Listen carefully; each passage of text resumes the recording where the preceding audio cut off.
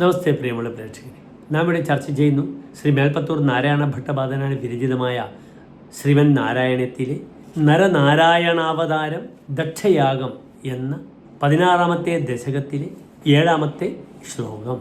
സമ്മോഹനായ മിളിത മദനാദയസ്തേ ത്വദ്ദാസികാ പരിമളൈഃ കില മോഹമാപുഃ ദത്താം ത്വയാ ജഗൃഹുഃ ത്രപയൈവ സർവസർവാസി ഗർവശമനീം പുനരുർവശീം താം.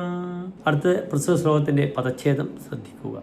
സമ്മോഹനായ മിളിതാഹ മദനാദയഃ തേ ത്വദ്ദാസികാ പരിമളൈഃ കില മോഹം ആപുഃ ദത്താം ത്വയാ ച ജഗൃഹുഃ ത്രപയാ ഏവ സർവസർവാസി ഗർവശമനീം പുനഃ ഉർവശീം താം. അടുത്തതായി പ്രസ്തുത ശ്ലോകത്തിൻ്റെ അന്വയം ശ്രദ്ധിക്കുക. സമ്മോഹനായ മിളിതാഹ തേ മദനാദയഃ ത്വദ്ദാസികാ പരിമളൈഃ മോഹം ആപുഃ കില പുനഃ ത്വയാ ദത്താം സർവസർവാസി ഗർവശമനീം താം ഉർവശീം ത്രപയാ ഏവ ജഗൃഹുഃ. ഇനി പ്രസ്തുത ശ്ലോകത്തിൻ്റെ സാരാംശം ശ്രദ്ധിക്കുക.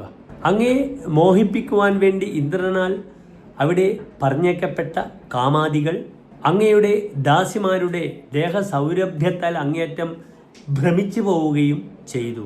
അങ്ങു ദാനം ചെയ്ത സകല സ്വർഗവാസികളുടെയും അഹങ്കാരം ശമിപ്പിക്കുന്ന ആ ഉർവശിയെ അവർ സലജ്ജം സ്വീകരിക്കുകയും ചെയ്തു എന്ന് സാരം.